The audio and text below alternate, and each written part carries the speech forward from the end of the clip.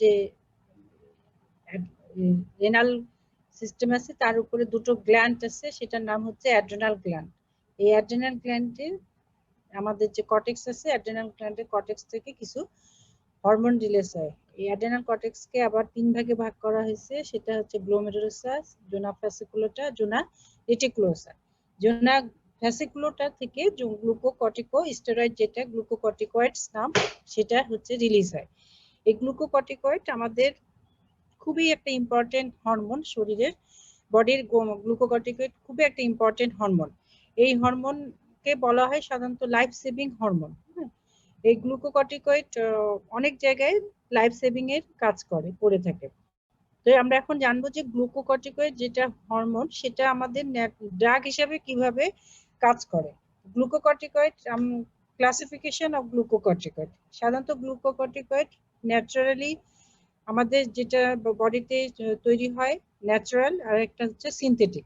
Natural যে glucocorticoid সেটার নাম হচ্ছে cortisol, corticosterone and cortisone. Natural গ্লুকোকর্টিকয়েডের নাম হচ্ছে কর্টিসল, কর্টিকোস্টেরন এন্ড কর্টিসন। আর সিনথেটিক, এই সিনথেটিক গ্লুকোকর্টিকয়েডটাই আমাদের মেইন সাবজেক্ট।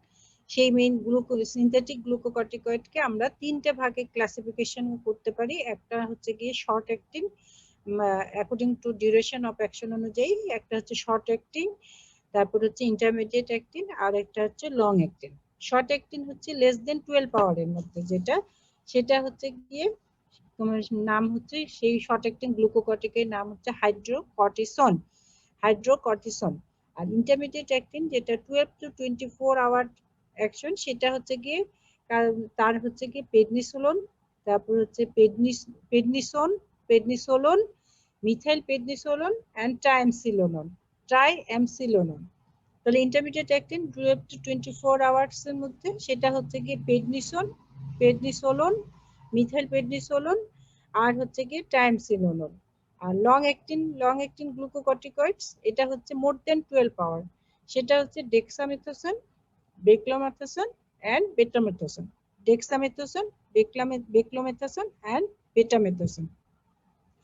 এখন আমাদেরকে আরেকটা জিনিস জানতে হবে, যেটা গ্লুকোকর্টিকয়েডে, সেটা অ্যাকর্ডিং টু রুট অফ অ্যাডমিনিস্ট্রেশনের উপর ডিপেন্ড করে বা ডোজেস ফর্মের উপর ডিপেন্ড করে আমরা গ্লুকোকর্টিকয়েডকে কয়েক ধরনের ভাগ করতে পারি। সেটা হচ্ছে গিয়ে ওরাল, তারপর হচ্ছে গিয়ে ইনজেক্টেবল এন্ড হচ্ছে গিয়ে তোমার ওরালি পাওয়া যায়, ইনজেক্টেবল পাওয়া যায়, অয়েন্টমেন্ট হিসেবে পাওয়া যায় বা লোকাল পাওয়া যায়, আরেকটা হচ্ছে গিয়ে যেটা হচ্ছে গ্যাসিয়াস ফর্মে পাওয়া যায় বা গ্যাসিয়াস যেটা ইনহেলার ফর্মে পাওয়া যায়। তো যেটা হচ্ছে কি ওরাল গ্লুকোকর্টিকয়েড, এটা হচ্ছে পেডনিসন, মিথাইল পেডনিসোলন। হ্যাঁ, ওরাল হচ্ছে পেডনিসন আর মিথাইল পেডনিসোলন।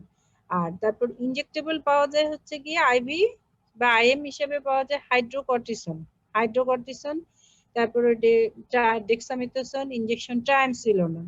তাহলে কি কি পাওয়া যায়? একটা হচ্ছে হাইড্রোকর্টিসন পাওয়া যায়, ডেক্সামেথসোন পাওয়া যায়, ট্রাইএমসিলোনন পাওয়া যায়। হ্যাঁ, আর যেটা হচ্ছে গিয়ে অয়েন্টমেন্ট হিসেবে পাওয়া যায়, সেটা হচ্ছে গিয়ে ট্রাইএমসিনোল, সেটা হচ্ছে গিয়ে অয়েন্টমেন্ট বা লোকালি পাওয়া যায়। এছাড়া বেটামেথসোনও পাওয়া যায়, বেটামেথসোন এটা হচ্ছে গিয়ে লোকালি অ্যাপ্লিকেবল অয়েন্টমেন্ট বা ক্রিম হিসাবে, ট্রাইএমসিনোল এন্ড বেটামেথসোন। আরেকটা হচ্ছে কি ইনহেলার ফর্ম, আমি বললাম ইনহেলার ফর্মের মধ্যে আছে হচ্ছে গিয়ে বেক্লোমেথসোন, ফ্লুটিকাসন, বেক্লোমেথসোন আর ফ্লুটিকাসন। তাহলে আমরা কিভাবে ক্লাসিফিকেশন করলাম? অ্যাকর্ডিং টু গ্লুকোকর্টিকয়েড ন্যাচারাল আর সিনথেটিক হিসেবে দুই ভাবে। ন্যাচারালের মধ্যে হচ্ছে কর্টিসল, কর্টিকোস্টেরন আর cortisol.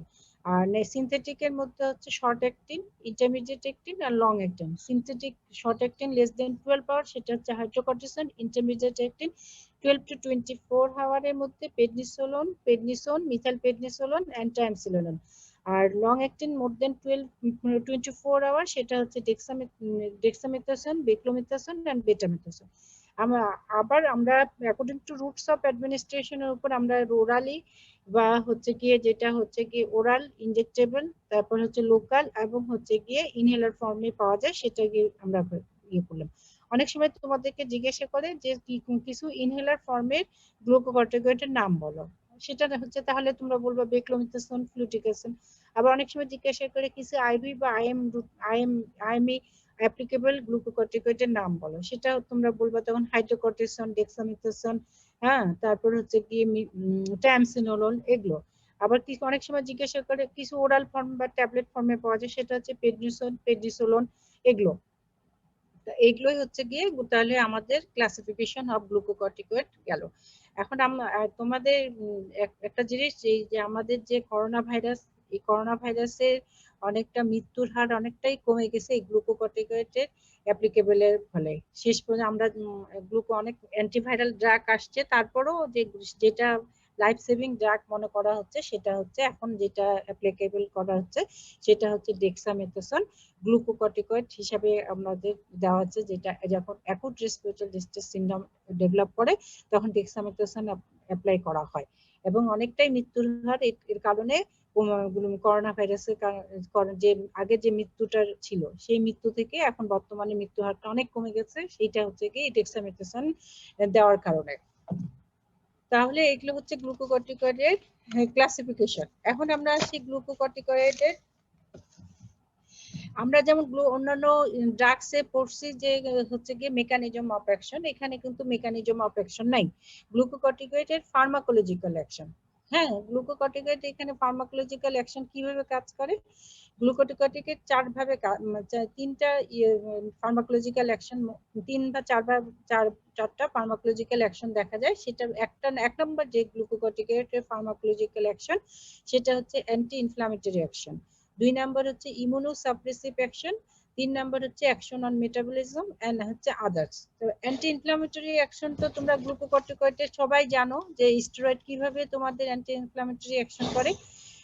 Steroid anti inflammatory action করে হচ্ছে কি দুই ভাবে, একটা হচ্ছে decrease synthesis of inflammatory mediators, যেমন হচ্ছে কি histamine, prostaglandin, interleukin and platelet activating factor. তাহলে এরা ডিক্রিজ সিনথেসিস করে inflammatory mediator, so inhibit early event of inflammation. আর দুই ভাবে দ্বিতীয় যেটা সেটা হচ্ছে decrease number and activating of mononucleus cell, so inhibit late event of inflammation. তাহলে দুই ভাবে কাজ করে, একটা হচ্ছে সিনথেসিস অফ ইনফ্ল্যামেটরি মিডিয়েটরটাকে কমায় দেয়, আর একটা হচ্ছে নাম্বার এন্ড অ্যাক্টিভিটি অফ মনোনিউক্লিয়াস সেলটাকে কমায় দেয়। তোমরা সবাই জানো যে মেমব্রেন ফসফোলিপিড থেকে কি হয়, অ্যারাকিডোনিক অ্যাসিড হয়। এটা কিভাবে হয়, ফসফোলাইপেজ A2 এনজাইমের মাধ্যমে।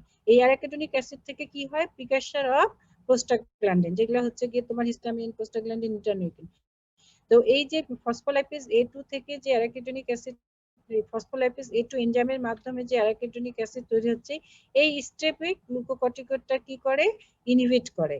সেজন্য তোমার মেমব্রেন ফসফোলিপিড থেকে অ্যারাকিডোনিক অ্যাসিডটাই তৈরি হয় না, ফলে তোমার হচ্ছে গিয়ে প্রিকারসর অফ যে প্রোস্টাগ্ল্যান্ডিন ইনফ্ল্যামেটরি মিডিয়েটর সেগুলো তৈরি হচ্ছে না। এইভাবে এটা একটা হচ্ছে অ্যান্টি ইনফ্ল্যামেটরি মিডিয়েটর হিসেবে অ্যাকশন হিসেবে কাজ করে।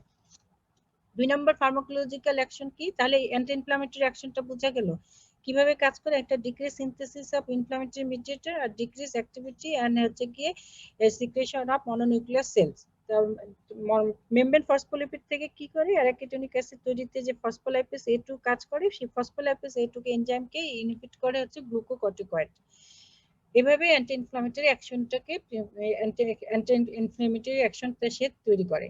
আর 2 নাম্বার কি, ইমিউনোসাপ্রেসিভ অ্যাকশন। ইমিউনোসাপ্রেসিভ অ্যাকশনের কয়েকটা ধাপ হচ্ছে, এক নাম্বার হচ্ছে decrease clonal expansion of T cell and B cell, decrease clonal expansion of T cell and B cell, decrease activity of cytotoxic T cell, inhibit lymphokine secretory T cell, আর decrease antibody formation. তাহলে কি কি চারটা, একটা হচ্ছে decrease, সবগুলো decrease করে decrease clonal expansion of T cell and B cell, decrease activity of cytotoxic T cell। তোমরা যখন এটা প্যাথোলজিতে পড়বা সেখানে ইমিউনিটি পড়াবে যখন, তখন এইগুলো বুঝতে পারবা। এখানে শুধু জেনে যাও যে এটা decrease clonal expansion of T cell and B cell, decrease activity of cytotoxic T cell, inhibit lymphokine secreting T cell and decrease antibody for production. আর 3 নম্বর আমরা অ্যাকশন কি বললাম, ফার্মাকোলজিক্যাল অ্যাকশন বললাম হচ্ছে গিয়ে effect on metabolism. Effect on metabolism এক নম্বর ইফেক্ট কি, কার্বোহাইড্রেট মেটাবলিজমের উপর কি করে, এটা হচ্ছে কি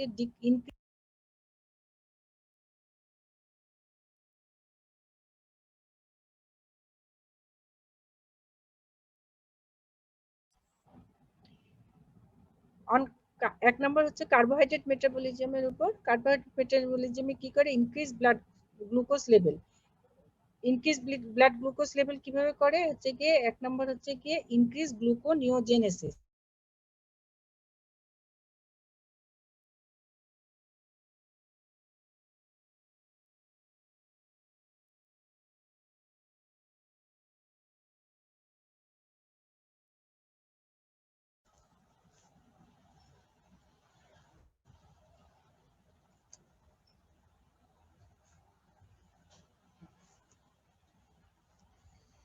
কার্বোহাইড্রেট মেটাবলিজমের উপর কিভাবে কাজ করে, একটা হচ্ছে ইনক্রিজ ব্লাড সুগার লেভেল কিভাবে করে, একটা ইনক্রিজ গ্লুকোনিওজেনেসিস আর decrease peripheral utilisation of glucose. আর অন প্রোটিন মেটাবলিজমে কি করে, প্রোটিনের ইনক্রিজ প্রোটিন ক্যাটাবলিজম, মানে প্রোটিনটাকে বেশি বেশি করে ভেঙে দেয়। আর ফ্যাটের উপর কি কাজ করে, অন ফ্যাট লাইপোলাইসিস করে। আর একটা হচ্ছে promote fat redistribution in the body, মানে ফ্যাটটাকে পুরো শরীরে ছড়িয়ে দেয়। একটা হচ্ছে লাইপোলাইসিস করে আর promote redistribution of fat on the body. আর আদার্স সিস্টেমের উপর কি কাজ করে, একটা হচ্ছে কি কিডনিতে কিভাবে কাজ করে, কিডনিতে increase sodium reabsorption and increase potassium secretion. Glucocorticoid কি করে, সোডিয়াম রিঅ্যাবজর্পশনটাকে বাড়ায় দেয় আর হচ্ছে গিয়ে পটাশিয়াম সিক্রেশনটাকে বাড়ায় দেয়। তারপর ব্লাডের মধ্যে কি করে, increase number of platelets, increase red cell আর অল্টারেশন অফ লিম্ফোসাইট অ্যাক্টিভিটি। ব্লাডে হচ্ছে গিয়ে নাম্বার অফ প্লাটিলেট সেলটাকে বাড়ায় দেয়, ইনক্রিজ রেড সেলকে বাড়ায় দেয় আর অল্টারেশন অফ লিম্ফোসাইট অ্যাক্টিভিটি। আর অন সিবিএস এর মধ্যে কি করে, ইনক্রিজ ব্লাড প্রেশারটাকে বাড়ায় দেয়। তাহলে আমরা ফার্মাকোলজিক্যাল অ্যাকশন এক নম্বর ফার্মাকোলজিক্যাল অ্যাকশন পয়লাম হচ্ছে অ্যান্টি ইনফ্লামেটরি অ্যাকশন, 2 নম্বর হচ্ছে ইমিউনোসাপ্রেসিভ অ্যাকশন, 3 নম্বর হচ্ছে অ্যাকশন অন মেটাবলিজম, এন্ড 4 নম্বর হচ্ছে অন্যান্য আদার্স যে সিস্টেম সেগুলোর উপর গ্লুকোকর্টিকয়েডের ইফেক্টটা কি। তারপরে আমরা তাহলে কার্বোহাইড্রেট মেটাবলিজমে আমরা পেলাম হচ্ছে ব্লাড গ্লুকোজ লেভেল বাড়ায় দেয়, প্রোটিনের উপর পেলাম প্রোটিন ক্যাটাবলিজমটাকে বাড়ায় দেয়, আর হচ্ছে গিয়ে ফ্যাটের লাইপোলাইসিস করে। আর আদার সিস্টেমের মধ্যে কিডনিতে কি করে, increase sodium reabsorption and potassium সিক্রেশনটাকে বাড়ায় দেয়। আর ব্লাডে কি করে, increase number of platelet cell, increase red cell. আর সিবিএস এর যেটা মনে রাখতে হবে সেটা কি করে, ইনক্রিজ ব্লাড প্রেশার, হাইপারটেনশন করে, ইনক্রিজ ব্লাড প্রেশার। তাহলে এগুলো হচ্ছে আমাদের ফার্মাকোলজিক্যাল অ্যাকশন। আমি প্রথমে বলছি যে গ্লুকোকর্টিকয়েড ওরাল, আইভি, ইনজেক্টেবল, তারপরে লোকালি এগুলো হিসেবে পাওয়া যায়। এগুলো এখন আমরা মেন যে গ্লুকোকর্টিকয়েড, এটার ইন্ডিকেশনটা কি, গ্লুকোকর্টিকয়েডের সব থেকে বেশি ইম্পর্টেন্ট হচ্ছে কি ইন্ডিকেশন, অ্যাডভার্স ইফেক্ট, কন্ট্রাইন্ডিকেশন, এগুলো তোমাদেরকে ধরে। তো ইন্ডিকেশনের মধ্যে এক নম্বর ইন্ডিকেশনে কি, এক নম্বর ইন্ডিকেশন আমরা দুই ভাবে বলবো গ্লুকোকর্টিকয়েড ইন্ডিকেশন। এক নম্বর হচ্ছে রিপ্লেসমেন্ট থেরাপি আর একটা হচ্ছে ফার্মাকোথেরাপি। রিপ্লেসমেন্ট থেরাপি কি, এক নম্বর রিপ্লেসমেন্ট থেরাপিতে আমরা কোথায় দিই, অ্যাকুট অ্যাড্রেনাল ইনসাফিসিয়েন্সি বা অ্যাডিশনস ক্রাইসিস যেখানে হয় সেখানে আমরা এটা দিয়ে থাকি রিপ্লেসমেন্ট থেরাপি হিসাবে। তাহলে রিপ্লেসমেন্ট থেরাপি দুটো ইন্ডিকেশনে বলবো, এক নম্বর হচ্ছে রিপ্লেসমেন্ট থেরাপি আর 2 নম্বর হচ্ছে ফার্মাকোথেরাপি। রিপ্লেসমেন্ট থেরাপিতে আমরা কোথায় কোথায় দিয়ে থাকি, acute adrenal insufficiency. Acute adrenal insufficiency কোথায় হয়, অ্যাডিশনস ক্রাইসিসে। তারপর 2 নম্বর হচ্ছে অ্যাডিশনস ডিজিজ। আর 3 নম্বর হচ্ছে diagnosis of Cushing syndrome by dexamethasone suppression test. তাহলে এটা রিপ্লেসমেন্ট থেরাপি গেল। আর 2 নম্বরে আমরা বললাম ফার্মাকোথেরাপি। ইন্ডিকেশন কিন্তু অনেকগুলো, বুঝছো। ফার্মাকোথেরাপি হচ্ছে গিয়ে কোথায় কোথায় দিই, এটা হচ্ছে আমরা প্রথমেই আমরা বলবো পালমোনারিতে, যেমন হচ্ছে asthma, aspiration pneumonia and prevention of infant respiratory distress syndrome. ফার্মাকোথেরাপিতে পালমোনারি ইন্ডিকেশন কোথায়, একটা হচ্ছে অ্যাজমা, 2 নম্বর হচ্ছে অ্যাসপিরেশন নিউমোনিয়া, 3 নম্বর হচ্ছে prevention of acute infant respiratory distress syndrome. 2 নম্বর হচ্ছে অ্যালার্জিক কন্ডিশন আমরা কোথায় দিয়ে থাকি, serum sickness, angioneurotic oedema and contact dermatitis. Allergic condition কোথায় দিয়ে থাকি, একটা হচ্ছে সিরাম সিকনেস, তারপরে অ্যাঞ্জিওনিউরেটিক ইডেমা, আর হচ্ছে গিয়ে কন্টাক্ট ডার্মাটাইটিস। 3 নাম্বার হচ্ছে collagen vascular disease. Collagen vascular disease যেমন হচ্ছে SLE and rheumatoid arthritis, SLE and rheumatoid arthritis. 4 number হচ্ছে সিবিএস, সিবিএস হচ্ছে rheumatic fever and rheumatic carditis. 5 number kidney, কিডনিতে আমরা কোথায় দিব? Nephrotic syndrome. 6 নাম্বার নিউরোলজিক্যাল, সেটা হচ্ছে সেরেব্রাল ইডেমা, মাল্টিপল স্ক্লেরোসিস। তারপরে স্কিনে, স্কিনে কোথায় দিই আমরা? Eczema, pemphigus, atopic dermatitis. মানে এই গ্লুকোকর্টিকয়েড এমন কোনো জায়গায় নাই যেখানে অ্যাপ্লিকেবল না, সব জায়গায় দেওয়া হয়। আই কোথায় দেওয়া হয়? Optic neuritis. তারপর জিআইটিতে আইবিএস অ্যান্ড ট্রপিক্যাল স্প্রু, জিআইটিতে আইবিএস অ্যান্ড ট্রপিক্যাল স্প্রু। ব্লাডে হচ্ছে গিয়ে idiopathic thrombocytopenic purpura, acute lymphoblastic leukaemia আর মাল্টিপল স্ক্লেরোসিস। তাহলে আমি ইন্ডিকেশনটা আবার একটু বলি। পালমোনারিতে হচ্ছে অ্যাজমা, অ্যাসপিরেশন নিউমোনিয়া অ্যান্ড হচ্ছে গিয়ে prevention of infant respiratory distress syndrome. Allergic কন্ডিশনে আমরা কোথায় দিই? Serum sickness, angioneurotic oedema and contact dermatitis. Collagen vascular disease, SLE, rheumatoid arthritis. তারপর হচ্ছে গিয়ে সিবিএসএ আমরা দিই হচ্ছে রিউমেটিক ফিভার আর রিউমেটিক কার্ডাইটিস। কিডনিতে nephrotic syndrome, neurologically cerebral oedema, multiple sclerosis. স্কিনে হচ্ছে এক্সিমা, পেম্পিগাস। আইয়ে হচ্ছে অপটিক নিউরাইটিস, জিআইটিতে আইবিএস, ট্রপিক্যাল স্প্রু অ্যান্ড হচ্ছে গিয়ে ব্লাডে হচ্ছে idiopathic thrombocytopenic purpura, acute lymphoblastic leukaemia and multiple myeloma. এখন গ্লুকোকর্টিকয়েডের সব থেকে যেটা ইম্পর্টেন্ট তোমাদেরকে যেটা সব থেকে বেশি ধরে সেটা হচ্ছে adverse effect. Adverse effect glucocorticoid দেখা যায় যে আমরা লাইফ সেভিং ড্রাগ হিসেবে সব জায়গায় অ্যাপ্লাই করতে যাই এবং এর জন্য অ্যাডভার্স ইফেক্টও বেশি হয়ে যায়। অ্যাডভার্স ইফেক্ট কি? ফিজিওলজিক্যাল। দুই ধরনের অ্যাডভার্স ইফেক্ট হয়, একটা হচ্ছে ফিজিওলজিক্যাল অ্যাডভার্স ইফেক্ট, একটা হচ্ছে প্যাথোলজিক্যাল।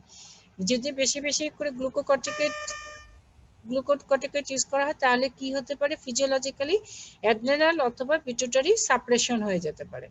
ফিজিওলজিক্যালি অ্যাড্রেনাল অথবা পিটুইটারি সাপ্রেশন হতে পারে। আর 2 নাম্বার কি? প্যাথোলজিক্যাল। প্যাথোলজিক্যাল আমাদেরকে এটা মনে রাখতে হবে। সিবিএসএ আমি বলছি, সিবিএসএ কি করে? Pharmacological action, increase blood pressure. তাহলে অ্যাডভার্স ইফেক্ট কি? সিবিএস এর একটা হচ্ছে ইনক্রিজ ব্লাড প্রেশার। তারপর জিআইটি তে কি করে? Peptic ulcer. কিভাবে পেপটিক আলসার করে? আমরা বললাম যে অ্যান্টি ইনফ্লামেটরি অ্যাকশন হিসেবে প্রোস্টাগ্ল্যান্ডিন রিলিজ হতে দেয় না। তোমরা জানো যে পেপটিক আলসারে প্রোস্টাগ্ল্যান্ডিন কি করে? মিউকোপ্রোটেক্টিভ এজেন্ট হিসেবে কাজ করে। যদি প্রোস্টাগ্ল্যান্ডিন তৈরি না হয় তাহলে কি হবে? মিউকোপ্রোটেকশন হয় না, এই জন্য জিআইটি তে পেপটিক আলসার হয়। 2-3 নাম্বার কি? বোন এন্ড মাসেলের। বোন এন্ড মাসেলে কি হয়? Osteoporosis and muscle loss. Ma'am আরেকটু স্লোলি পড়াইলে হচ্ছে একটু বোঝা যেত। আচ্ছা, প্যাথোলজিক্যালি কি? প্যাথোলজিক্যাল অ্যাডভার্স ইফেক্ট কি? সিবিএসএ আমাদের আমি প্রথমেই বললাম যে সিবিএসএ ফার্মাকোলজিক্যাল অ্যাকশনে কি করে? Increase blood pressure. তাহলে সিবিএসএ কি করে? প্যাথোলজিক্যাল অ্যাডভার্স ইফেক্ট হিসেবে কি হয়? হাইপারটেনশন হয়। তারপর জিআইটিতে কি হয়? জিআইটিতে হয় হচ্ছে পেপটিক আলসার। পেপটিক আলসার কিভাবে হয়? পেপটিক আলসারটা আমি বললাম যে গ্লুকোকর্টিকয়েডের একটা হচ্ছে গিয়ে ফার্মাকোলজিক্যাল ইফেক্ট হচ্ছে anti inflammatory action. Anti inflammatory action হিসেবে কি হয়? প্রোস্টাগ্ল্যান্ডিন রিলিজ হতে দেয় না। তো জিআইটিতে প্রোস্টাগ্ল্যান্ডিনটা কি কাজ করে? যদি জিআইটিতে প্রোস্টাগ্ল্যান্ডিনটা মেইনলি কাজ করে হচ্ছে মিউকোপ্রোটেকশন হিসাবে। যদি প্রোস্টাগ্ল্যান্ডিন না থাকে তাহলে জিআইটির মিউকোজাল প্রোটেকশন হয় না, ফলে কি হয়? পেপটিক আলসার হয়। ঠিক আছে। তারপর 3 নাম্বার বোনস এন্ড মাসেলে কি করে? বোনস এন্ড মাসেলে করে কি? অস্টিওপোরোসিস এবং মাসেল ওয়াস্টিং। এখন অনেক সময় তোমাদেরকে জিজ্ঞাসা করে যে অস্টিওপোরোসিসটা গ্লুকোকর্টিকয়েড কিভাবে করে? গ্লুকোকর্টিকয়েড কি করে? Decrease calcium absorption from gut. Absorption ক্যালসিয়ামটাকে গাট থেকে ক্যালসিয়ামের অ্যাবজর্পশনটাকে কমায় দেয়। যদি ক্যালসিয়ামের অ্যাবজর্পশনটা কমে যায় তাহলে কি হবে? সেরাম ক্যালসিয়াম লেভেলটা কি হবে? কমে যাবে। সেরাম ক্যালসিয়াম লেভেল যদি কমে যায় তাহলে কি হবে? Bones parathyroid increase parathyroid hormone secretion, তখন প্যারাথাইরয়েড হরমোন সিক্রেশন বেড়ে যাবে। যদি ইনক্রিজ প্যারাথাইরয়েড হরমোন সিক্রেশন হয় তখন কি করবে? এটা mobilization of calcium from bones, সেই জন্য ইনক্রিজ অ্যাক্টিভিটি অফ অস্টিওক্লাস্ট, এভাবে অস্টিওপোরোসিস তৈরি করে। বুঝতে পারছো? তাহলে কিভাবে? প্রথমে কি করে? ইনক্রিজ এই গ্লুকোকর্টিকয়েডটা কি করে decrease calcium absorption from the gut, absorption gut থেকে অ্যাবজর্পশনটাকে কমায়, ক্যালসিয়াম অ্যাবজর্পশন কম করে, ফলে হচ্ছে সিরামে ক্যালসিয়াম লেভেলটা কমে যায়। সিরামে যখন ক্যালসিয়াম লেভেল কমে যায় তখন আমাদের যে প্যারাথাইরয়েড হরমোন আছে সেই প্যারাথাইরয়েড হরমোনের অ্যাক্টিভিটিটা বেড়ে যায়, প্যারাথাইরয়েড হরমোনের সিক্রেশনের অ্যাক্টিভিটি বেড়ে যায়। যখন প্যারাথাইরয়েড হরমোন সিক্রেশন বেড়ে যায় তখন কি করে, এটা increase mobilisation of calcium from bone and increase calcium osteoclast activity. Osteoclastic activity হয়ে গেলে কি হবে, অস্টিওপোরোসিস হবে। এভাবে বোন অ্যান্ড বোনসে অস্টিওপোরোসিস তৈরি করে। তোমাদের মেইনলি ধরে যে পেপটিক আলসার কিভাবে হয়, তারপর অস্টিওপোরোসিস কিভাবে হয়। তো এখন 4 নম্বর আমরা প্যাথোলজিক্যাল অ্যাডভার্স ইফেক্টের মধ্যে একটা হচ্ছে এন্ডোক্রাইন কি করে, weight gain and diabetes mellitus and impaired growth. তুমি ডায়াবেটিস মেলাইটাস কিভাবে করে, ডায়াবেটিস মেলাইটাস তোমরা যে আমরা বললাম যে কার্বোহাইড্রেট মেটাবলিজমের উপর কি করে, ইনক্রিজ ব্লাড গ্লুকোজ লেভেল কিভাবে করে সেটা আমি বলছি, যে হচ্ছে গিয়ে তোমার increase gluconeogenesis and decrease peripheral utilisation of glucose. তারপর হচ্ছে গিয়ে স্কিনে কি করে, স্কিনটা হচ্ছে গিয়ে থিন হয়ে যায়, স্কিনে হচ্ছে গিয়ে থিন হয়ে যায়। আর যখনই কোনো স্কিনটা থিন হয়ে যাবে সেই স্কিন থিনে ওখানে increase susceptibility of infection. Skin thinning হয়ে গেলে কি হবে, ওই জায়গাটাতে ইনফেকশনের চান্স অফ ইনফেকশনের রেটটা বেড়ে যাবে। ঠিক আছে, তারপর সিএনএস এ কি করে, ডিপ্রেশন অ্যান্ড ইনসোমনিয়া, আর আয়ে করে হচ্ছে ক্যাটারেক্ট। আমি আরেকবার বলি অ্যাডভার্স ইফেক্ট, দুইটা অ্যাডভার্স ইফেক্ট করে, একটা হচ্ছে ফিজিওলজিক্যাল, একটা হচ্ছে প্যাথোলজিক্যাল। ফিজিওলজিক্যাল অ্যাডভার্স ইফেক্ট হচ্ছে অ্যাড্রেনাল আর হচ্ছে পিটুইটারি সাপ্রেশন করে দিতে পারে। আর প্যাথোলজিক্যালে আমি বললাম যে সিবিএস এ কি করে, ইনক্রিজ ব্লাড প্রেশার, জিআইটি তে করে হচ্ছে পেপটিক আলসার, বোনস এন্ড মাসেলে করে অস্টিওপোরোসিস এন্ড মাসেল ওয়াস্টিং। তারপর হচ্ছে গিয়ে এন্ডোক্রাইনে করে হচ্ছে weight gain, diabetes mellitus and impaired growth. স্কিনে কি করে, স্কিন থিনিং হয়ে যায়, ফলে ইনক্রিজ সাসেপ্টেবিলিটি অফ ইনফেকশন। আর সিএনএস করে হচ্ছে ডিপ্রেশন অ্যান্ড ইনসোমনিয়া, আর আই হচ্ছে ক্যাটারেক্ট। এগুলো হচ্ছে গিয়ে অ্যাডভার্স ইফেক্ট অফ গ্লুকোকর্টিকয়েড, এখন হচ্ছে গিয়ে কন্ট্রাইন্ডিকেশন। তোমরা যদি অ্যাডভার্স ইফেক্টটা বুঝো তাহলে হচ্ছে কন্ট্রাইন্ডিকেশনটা সোজা। 1 নম্বর কন্ট্রাইন্ডিকেশন কোথায়, আমরা হচ্ছে গিয়ে 1 নম্বর কন্ট্রাইন্ডিকেশন কোথায় দিব না, সেটা হচ্ছে গিয়ে পেপটিক আলসার ডিজিজ। যাদের পেপটিক আলসার ডিজিজ সে আরো কি করবে, পেপটিক আলসার করে, তাহলে কি হয়, পেপটিক আলসার ডিজিজে আমরা গ্লুকোকর্টিকয়েড দিব না। 2 নম্বর কন্ট্রাইন্ডিকেশন কি, 2 নম্বর কন্ট্রাইন্ডিকেশন হচ্ছে হাইপারটেনশন। যাদের হাইপারটেনশন আছে তাদেরকে আমরা গ্লুকোকর্টিকয়েড দিব না। 3 নম্বর কন্ট্রাইন্ডিকেশন কি, কনজেস্টিভ কার্ডিয়াক ফেলিওর। 4 নাম্বার হচ্ছে এনি অ্যাক্টিভ ইনফেকশন, কেননা গ্লুকোকর্টিকয়েড এমনি দিলেই সেখানে সাসেপ্টেবিলিটি অফ ইনফেকশনের চান্স বেড়ে যায়। তাহলে যদি কোনো আগে থেকেই যদি তার ইনফেকশনের থাকে, এনি অ্যাক্টিভ ইনফেকশন থাকে, তাহলে আমরা সেখানে গ্লুকোকর্টিকয়েড দেব না।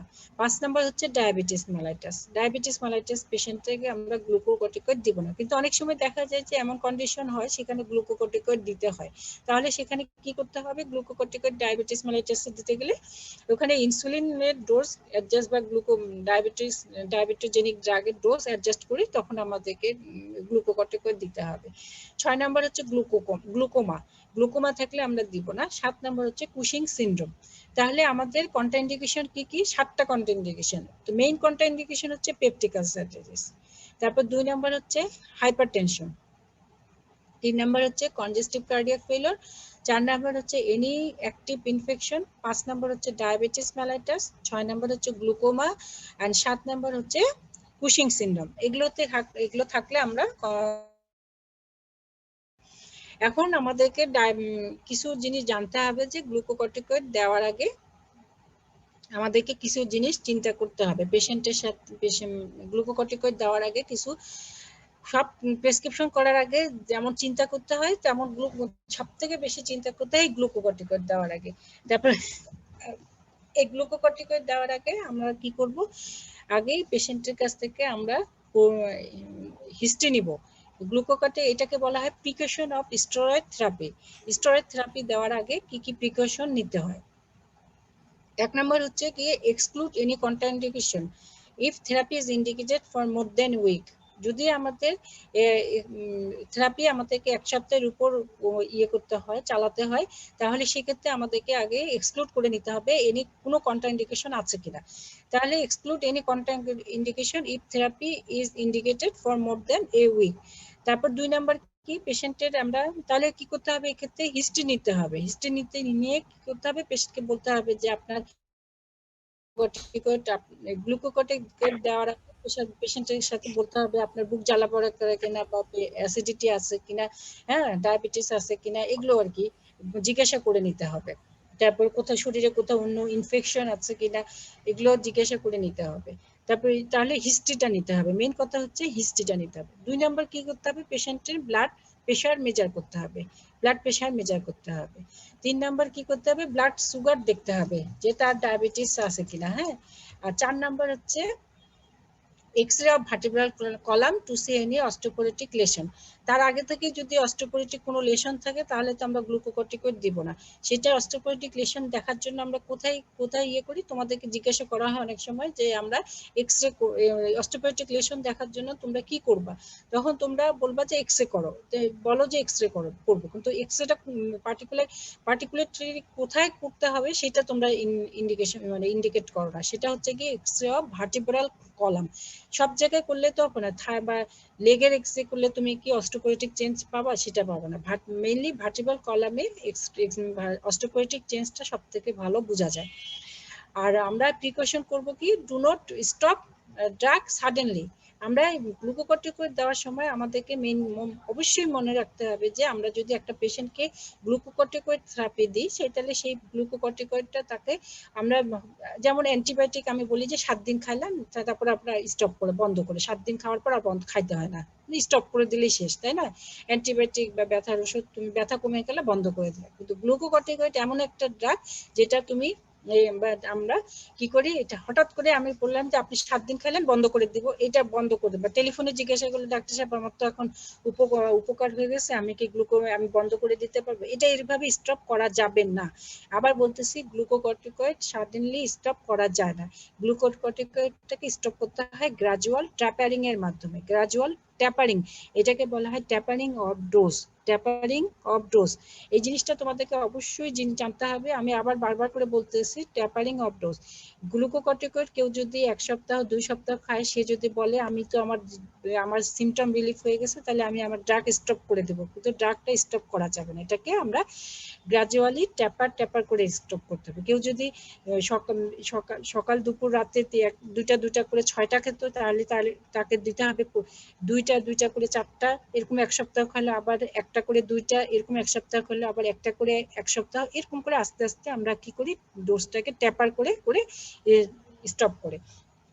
তাহলে আমরা প্রিকশন কি নিতে হবে, একটা প্রথমে হিস্ট্রি নিতে হবে, পেশেন্টের ব্লাড প্রেশার দেখতে হবে, ব্লাড সুগার দেখতে হবে, এক্স-রে অফ ভার্টিব্রাল কলাম দেখতে হবে কোনো অস্টিওপোরোটিক লেশন আছে কিনা, এবং প্রিকশন হিসেবে আমাদেরকে ড্রাগটা যখন স্টপ করে দেব তখন আমরা কি করতে হবে, সাডেনলি স্টপ করা যাবে না, সেটাকে কি করতে হবে গ্রাজুয়াল ট্যাপারিং এর মাধ্যমে ছেড়ে দিতে হবে। এখন অনেক সময় তোমাদেরকে কোশ্চেন করে যে হচ্ছে গিয়ে একটা পেশেন্ট তোমার কাছে 2 সপ্তাহ ধরে বা 3 সপ্তাহ গ্লুকোকর্টিকয়েড তুমি প্রেসক্রাইব করছো, তোমার কাছে পেশেন্টটা আসলো। এখন পেশেন্ট আসলে তুমি কি করবা, এখন পেশেন্ট আসলে আমরা সাধারণত কি করি, পেশেন্ট আসলে আমাদের তো পেশেন্টের ইয়াটাতে প্রেসক্রিপশন প্যাডে কি লেখা থাকে, পেশেন্টের সবকিছু লেখা থাকে, তাই না?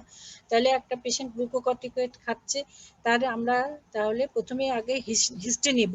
হিস্ট্রি নিয়ে কি করব, যে সে হিস্ট্রি নিতে জানবো যে তার কোনো এর মধ্যে তার আগে আমরা দেখবো যে তার কোনো পেপটিক আলসার ডিজিজ তার প্রেসক্রিপশনে ছিল কিনা, সে যদি না থাকে যদি তার পেপটিক আলসার ডিজিজ ডেভেলপ করে, সে কি বলবে আমার এখন গ্লুকোকর্টিকয়েড খায় পেটে ব্যথা হয় বা হচ্ছে গিয়ে বুক জ্বালা পড়া করে, তাহলে একটা হিস্ট্রি নিতে হবে। হ্যাঁ, 2 নাম্বার কি করতে হবে, পেশেন্টকে হিস্ট্রি নিলাম, তারপর হচ্ছে গিয়ে 2 নাম্বার পেশেন্টের আমরা কি পরীক্ষা করতে পারি। প্রথমে আমরা তো জানো যে তোমরা একটা পেশেন্ট, তোমরা তো ওয়ার্ডে যাওনি, ওয়ার্ডে গেলে বুঝতে পারবা, ওয়ার্ডে গেলে আমরা প্রথমে একটা পেশেন্টকে নিই, হিস্ট্রি টেকে নিই, তারপর হচ্ছে ফিজিক্যাল এক্সামিনেশন করি, তারপর হচ্ছে গিয়ে তাকে রুটিন কিছু এক্সামিনেশন বা ল্যাবরেটরি ইনভেস্টিগেশন করতে দিই। তাহলে পেশেন্টের হিস্ট্রি নিলাম, হিস্ট্রি নেওয়ার পরে আমরা কি করব, ফিজিক্যাল এক্সামিনেশন করব। ফিজিক্যাল এক্সামিনেশন আমাদের মাথায় আছে কি হতে পারে, তার আগে blood sugar sorry blood pressure level ছিল হচ্ছে 120/80, তাহলে সে গ্লুকোকর্টিকয়েড খাচ্ছে, তাহলে আমার মাথায় আসে যে তার প্রেশারটা বাড়তে পারে, তাহলে আমরা প্রেশারটা দেখবো, প্রেশারটা দেখে দেখবো যে তার প্রেশারটা কতটুকু আছে, যদি ঠিক থাকে তাহলে ঠিক, আর যদি যদি প্রেশারটা রাইজ করে তাহলে সে হাইপারটেনসিভ ডেভেলপ করছে, তাহলে গ্লুকোকর্টিকয়েডটাকে আমাকে কি করতে হবে, ট্যাপার করতে হবে। তারপর 3 নম্বর কি করতে হবে, ব্লাড প্রেশার দেখলাম, হ্যাঁ, তারপরে আমরা স্কিনটা পরীক্ষা করে দেখবো যে তার কোনো স্কিনে কোনো ইনফেকশন অ্যারাইজ করছে কিনা, ঠিক আছে। চোখও দেখা যেতে পারে, চোখে অনেক সময় ক্যাটারাক্ট বা গ্লুকোমা, যারা চোখ দেখে তারা চোখটা দেখে নেবে আর কি। তাহলে এটা হচ্ছে ফিজিক্যাল এক্সামিনেশন। আর রুটিন ইনভেস্টিগেশন আমরা তাকে কি করতে দিব, রুটিন ইনভেস্টিগেশন তোমরা তো এটা আইকিউ থেকে বলতে হবে, তো রুটিন ইনভেস্টিগেশন তাকে আমরা কি করতে হবে, একটা রুটিন টেস্ট সিবিসি করতে হবে। সিবিসি টেস্ট করলে আমরা দেখতে পারবো তার কোনো ইনফেকশন শরীর বা বডিতে কোনো সিস্টেমিক ইনফেকশন ডেভেলপ করছে কিনা।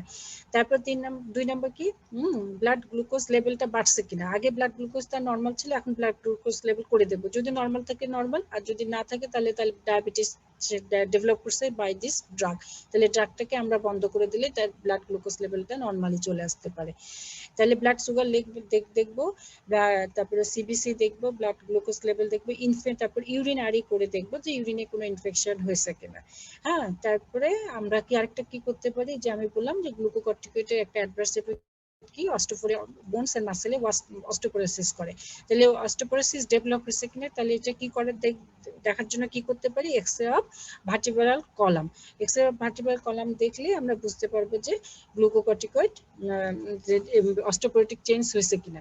এভাবে আমরা তার এই টেস্টগুলো করতে পারি। তাহলে আমরা একটা পেশেন্ট গ্লুকোকর্টিকয়েড খাচ্ছে, খাইলে আমরা কি কি করতে পারি, আসার পরে আমরা তার আবার হিস্ট্রি নিব, ফিজিক্যাল এক্সামিনেশন করব এবং রুটিন ল্যাবরেটরি টেস্ট করতে দেব। ফিজিক্যাল এক্সামিনেশনে অবশ্যই ব্লাড প্রেশারটাকে দেখতে হবে। ও আরেকটা জিনিস, ওয়েট গেইন।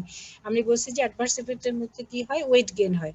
তাহলে তার আগে কি গ্লুকোকর্টিকয়েড পাওয়ার আগে তার ওয়েট কত ছিল এবং গ্লুকোকর্টিকয়েড পাওয়ার পরে তার ওয়েট কতটা হয়েছে সেটাও দেখে নিতে হবে, ওয়েটটা মেজার করতে হবে। তাহলে ওয়েটটা দেখতে হবে, ব্লাড প্রেশারটা দেখতে হবে, তারপর স্কিনটা দেখে নিতে হবে। আর ল্যাবরেটরি টেস্টের মধ্যে আমরা কি করব, রুটিন টেস্ট যেটা সিবিসি, হ্যাঁ, কমপ্লিট ব্লাড কাউন্ট, এটা দেখলে আমরা নিউট্রোফিল কাউন্ট দেখে বলতে পারি যে ইনফেকশন ডেভেলপ করছে কিনা। তারপর ইউরিন আরি করতে হবে, তারপর ব্লাড গ্লুকোজ লেভেল দেখতে হবে, ব্লাড গ্লুকোজ লেভেল দেখে আমরা বুঝতে পারবো যে তার ডায়াবেটিস ডেভেলপ করছে কিনা। তারপর হচ্ছে কি এক্সরে অফ ভার্টিব্রাল কলাম, যেটা হচ্ছে গিয়ে দেখে আমরা বুঝতে পারবো যে তার অস্টিওপোরোটিক লেশন হয়েছে কিনা। এরকম যদি হওয়ার পরে দেখবো যে এগুলো সবকিছু ঠিক আছে, তার গ্লুকোকর্টিকয়েড এখন তার উইথড্র করার দরকার বা স্টপ করার দরকার, তাহলে আমরা কি করব, পেশেন্টকে বলতে হবে যে আপনি আপনার এখন অসুখ ভালো হয়ে গেছে, কিন্তু আপনার এই গ্লুকোকর্টিকয়েডটা সাডেনলি এখনই স্টপ করা যাবে না, এটা আমি আস্তে আস্তে স্টপ করব, ঠিক আছে। তাহলে গ্লুকোকর্টিকয়েড সে আগে 3টা খেত, সেখানে 2টা করে নিতে হবে, তারপর 1টা করতে হবে, তারপর আস্তে হাফ করতে হবে, তারপর এটাকে এভাবে উজ্জ্বল করতে হবে। এটাকে কি বলা হয়, ট্যাপারিং অফ ডোজ। এভাবে আমরা গ্লুকোকর্টিকয়েডটাকে ট্যাপার করে করতে পারবে, টার্মিনেট করতে পারি, ঠিক আছে। এগুলো হচ্ছে তোমাদের glucocorticoid, all about the glucocorticoid. এই গ্লুকোকর্টিকয়েড থেকে তোমাদের মোটামুটি যেটা ধরে হচ্ছে গিয়ে গ্লুকোকর্টিকয়েডের হচ্ছে গিয়ে তোমরা গ্লুকোকর্টিকয়েডের অ্যাকর্ডিং টু অ্যাকশন অনুযায়ী হচ্ছে গিয়ে glucocorticoid short acting, intermediate acting, long acting, এটা ধরে। আর হচ্ছে কেউ according to oral, parental, local administration হিসেবে কি ইনজেক্টিভ, ইনহেল বেশিরভাগ ধরে ইনহেলার। যখন ব্রঙ্কিয়াল অ্যাজমা পড়বা তখন ব্রঙ্কিয়াল অ্যাজমাতে আমরা গ্লুকোকর্টিকয়েড ইউজ করে থাকি, এটা সেই জন্য ইনহেলার ফর্মে কি কি গ্লুকোকর্টিকয়েড পাওয়া যায় এগুলো হচ্ছে গিয়ে। আর হচ্ছে গিয়ে গ্লুকোকর্টিকয়েডের মেইন ধরে যেটা, সেটা হচ্ছে অ্যাডভার্স ইফেক্টটা বেশি, সব থেকে বেশি ধরে অ্যাডভার্স ইফেক্ট, আর হচ্ছে কন্ট্রাইন্ডিকেশন। আর গ্লুকোকর্টিকয়েড, এই যে একটা পেশেন্ট আসলে গ্লুকোকর্টিকয়েড খাওয়ার পর একটা পেশেন্ট যখন আসবে, তখন এই পেশেন্টকে আমরা এক্সামিন করব, কি কি উপদেশ দেব, কিভাবে গ্লুকোকর্টিকয়েড ট্যাপার করব, এগুলোই তোমাদেরকে গ্লুকোকর্টিকয়েড সম্পর্কে ধরে, ঠিক আছে। এটাই হচ্ছে this is all about glucocorticoid. Ma'am একটা কোশ্চেন ম্যাম। বলো। ম্যাম নরমালি তো যারা প্রেসক্রাইবড আর কি পেশেন্ট, যারা প্রেসক্রিপশন নিয়ে আসলো, সেক্ষেত্রে তো আমি বুঝতে পারলাম যে সে গ্লুকোকর্টিকয়েড ইনটেক করছে, কিন্তু বাংলাদেশের তো সবাই আর হ্যাঁ হচ্ছে হ্যাঁ, বাংলাদেশের মেডিসিন সবাই খায় না।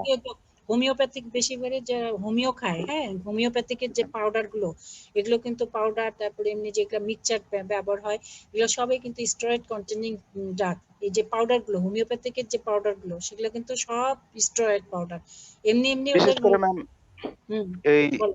ফার্মেসি থেকে যেগুলা খাই, মূলত ফার্মেসিতে গেলেই তো হুম, ম্যাম ওই যে কর্টান মানে প্রেডনিসোলন যেটা, এটা হুম, দিয়ে দেয়, সাথে আবার হচ্ছে অ্যান্টিবায়োটিক দিয়ে দেয়। সেই হুম, ক্ষেত্রে তো পেশেন্ট কি করে যে দুইটা একটা ট্যাবলেট কিনে আইনা খাই, সেই ক্ষেত্রে হুম, সে নামও বলতে পারে না, আবার হচ্ছে অ্যান্টিবায়োটিক কি খাইতেছে এটাও বলতে পারে না।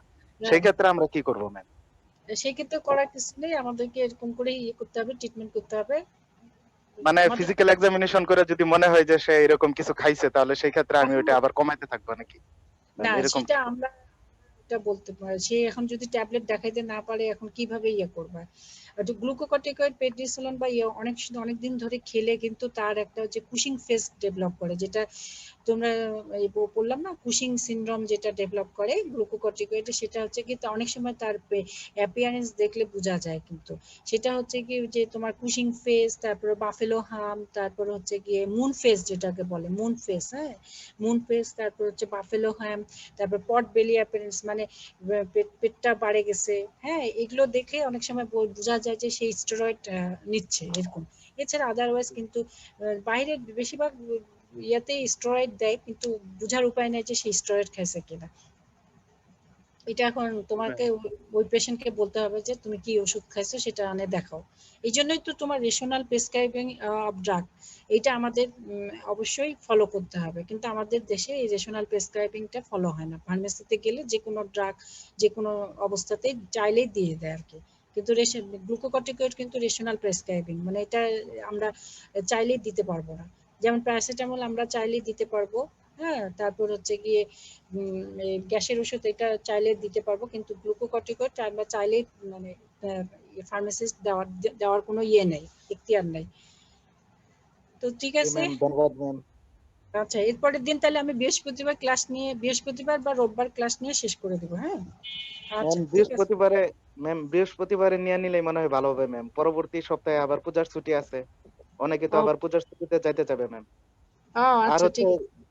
এদিকে ম্যাম অনেকেই তো হচ্ছে ক্লাস করতে চাইতেছে না, পরীক্ষার ডেট দিয়ে দিবে, ইয়া হয়ে যাবে। সেই ক্ষেত্রে পরীক্ষার ম্যাম date- সামনের সপ্তাহে আরো কষ্ট হয়ে যাবে ক্লাস নেওয়া ম্যাম। আচ্ছা ঠিক আছে, আমি তাহলে নেক্সট বৃহস্পতিবারে নিয়ে শেষ করবো। স্যার কতটুকু পড়াইছে? ম্যাম আগামীকাল হচ্ছে ওই সিস্টেমিকটা যেটা আছে এটা শেষ হয়ে যাবে, সিস্টেমিক শেষ স্যারের? মানে ওই যে ইয়া যেটা পড়াইতেছিল না ম্যাডাম, অটোনমিকটা ম্যাডাম। অটোনমিকটা শেষ হবে, অটোনমিক ও সিস্টেমিক আচ্ছা শুরু ঠিক করবে আছে এখন। ঠিক আছে, ধন্যবাদ। আচ্ছা জি রাখলাম। ম্যাম। আচ্ছা ম্যাম, আসসালামু আলাইকুম।